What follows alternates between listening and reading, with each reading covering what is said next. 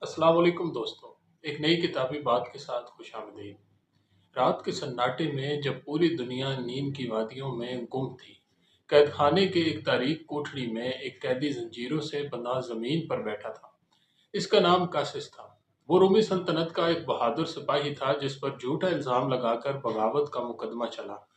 اب اسے زندہ جلانے کی سزا سنائی جا چکی تھی۔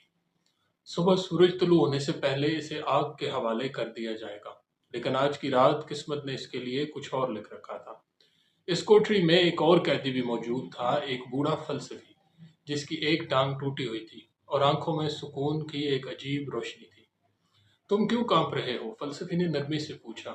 کاسس نے غصے سے کہا، کیوں نہ کانپوں؟ کل مجھے جلایا جائے گا، میں تکلیف میں چیخوں گا، تڑپوں گا اور ایک بدنام شخص کی حیثیت سے مر جاؤں گا۔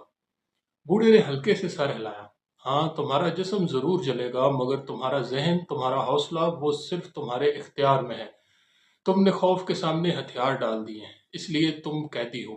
کاسس ہنسا۔ کیا میں پاگل ہوں؟ جلنے والے کو سکون کیسے ملتا ہے؟ فلسفی مسکرایا۔ اصل قید وہ نہیں جو زنجیروں میں ہو، بلکہ وہ ہے جو خوف میں جکڑا ہو۔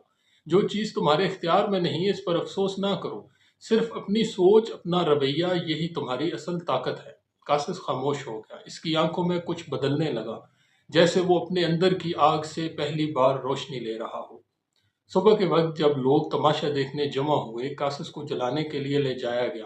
وہ نہ رویا نہ چیخا، وہ ایک مجرم کی طرح نہیں، ایک بادشاہ کی طرح چل رہا تھا۔ جب لکڑیاں جلنے لگیں اور شعلے بلند ہوئے، اس نے آسمان کی طرف دیکھا، آنکھیں بند کیں اور خاموشی سے عزت کے ساتھ خود کو وقت کے حوالے کر دیا۔